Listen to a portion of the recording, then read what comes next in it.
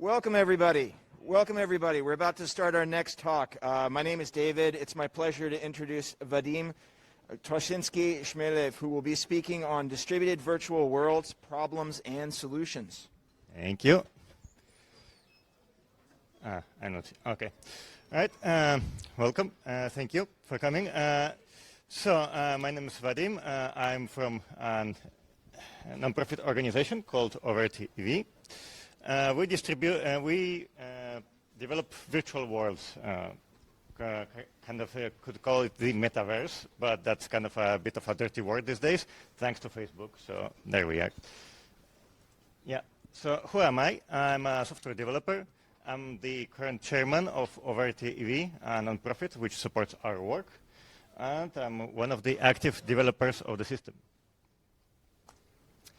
All right, so first I expect that a lot of people won't be all that familiar with what we're talking about here, so I have to give a short introduction to what we're talking about.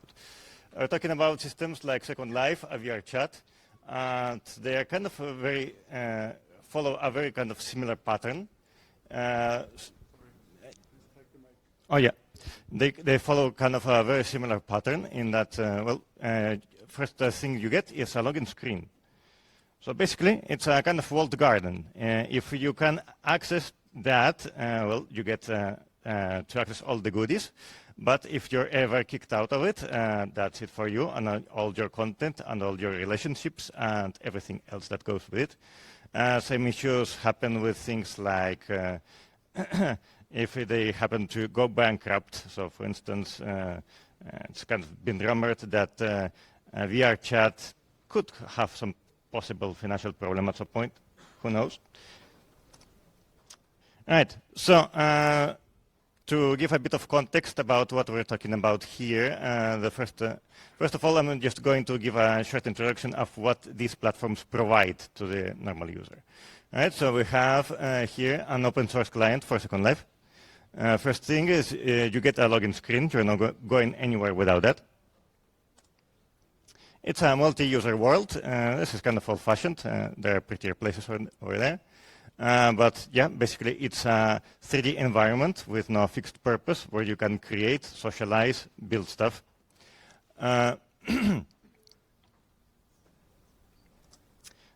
There's typically a set of worlds you can explore. On Second Life, this is actually pretty neat in that there's a contiguous simulation. You can actually cross from one world to the next just by walking around. So that creates a huge amount of stuff you can explore, which is larger in space than many cities. This actually costs a lot of money to maintain, which is kind of why they do things the way they do. On some other systems, you also have things like isolated environments that are completely just floating in the void. You have an inventory where you can keep your stuff. That can be objects, avatars, sounds, textures, text documents, things like that. That's all typically kept server-side. You have user accounts, which provide you with a name, profile picture, membership into groups, which can grant you access to places, for instance. Most of those systems also have some sort of scripting language. In the case of Second Life, it's a proprietary one, and not a big fan of that. That allow you to do things. You can do guns that shoot things. So you can implement games. You can do various kind of management functions, like deciding who gets to enter an area, who does not. Yeah. Right. So what do? We are Overte. We are a virtual world in the style of this. We support Linux and Windows, have a distributed architecture, which is very different from what the other systems implement. And we do scripting in JavaScript with V8, so very modern. And we are supported by a nonprofit, which I'm chairman of. The issue with the previous ones is that, Second Life is like 150 million business. I believe VR chat is like 100 million investment. We can't do that. We are a tiny project. We actually are a fork of High Fidelity, which was a kind of commercial successor to Second Life, but that died, so we picked it up.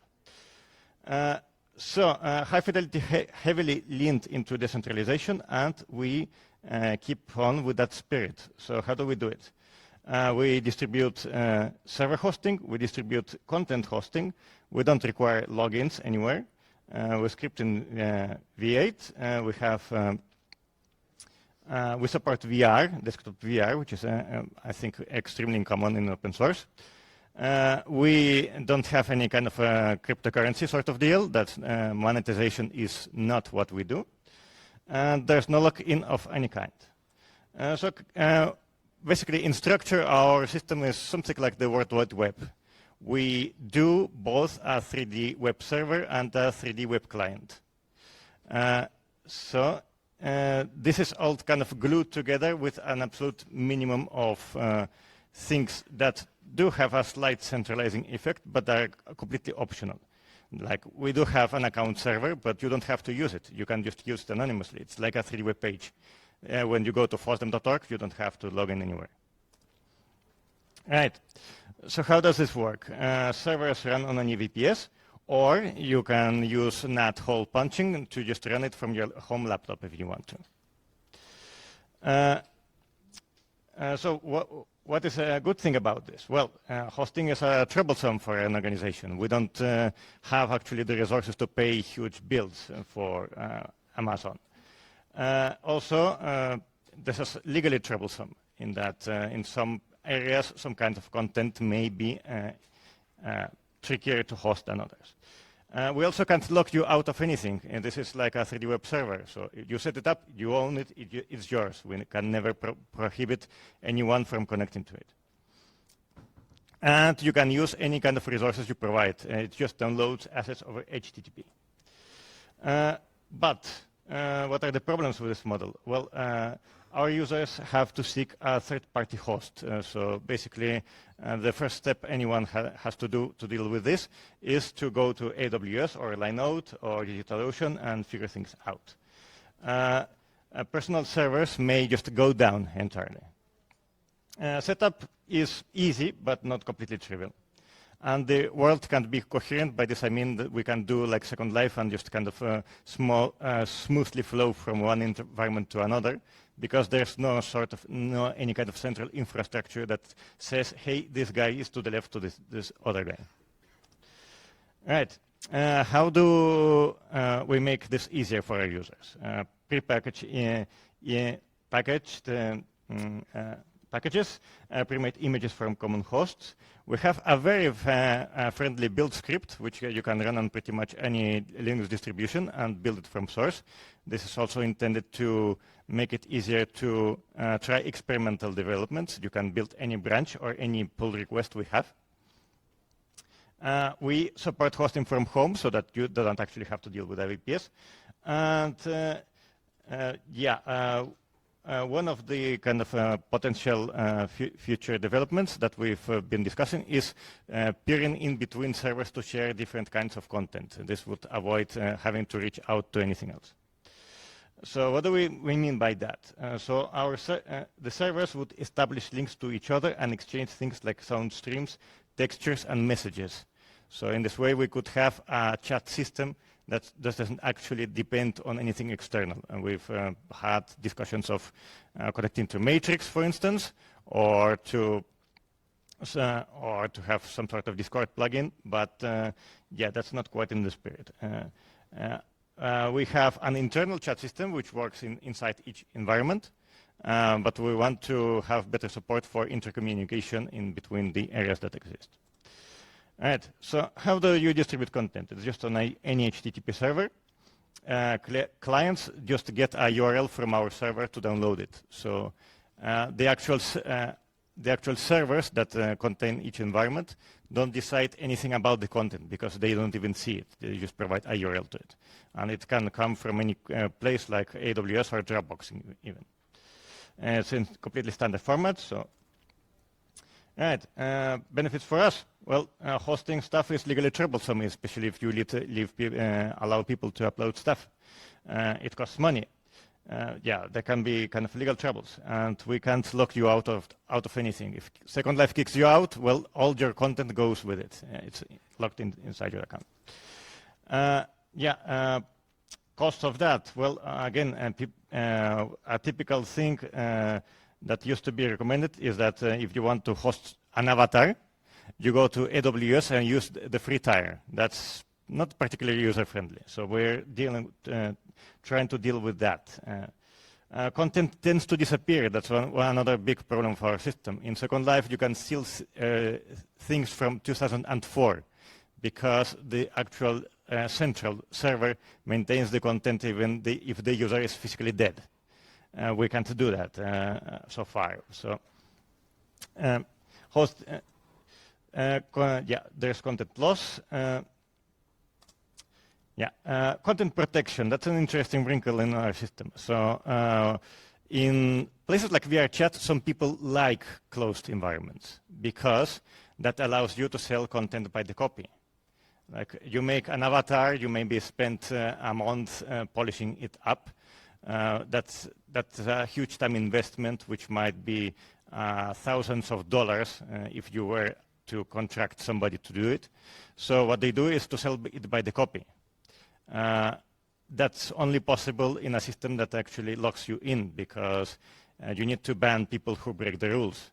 If somebody extracts the assets and re-uploads them, well, that kind of breaks that user model.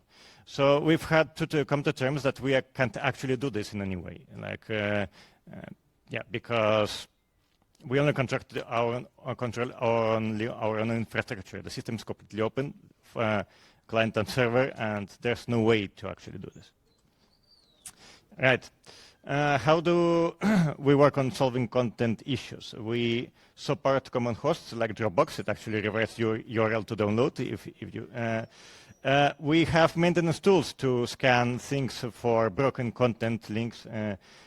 We are working on implementing support for WebDAV, which actually allows uploads to the web, and so that would allow things like creating an inventory like in Second Life from within the world, and to work, for instance, in Blender, save an avatar and have it immediately reload inside the environment.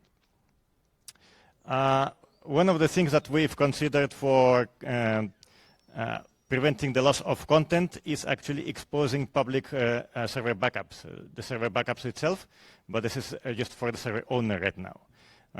So one of the kind of things we've considered is to allow anybody to download the entire content if the user doesn't kind of feel very attached to the contents of it. So if they think anyone should be able to get this, we want to make it there. Yeah.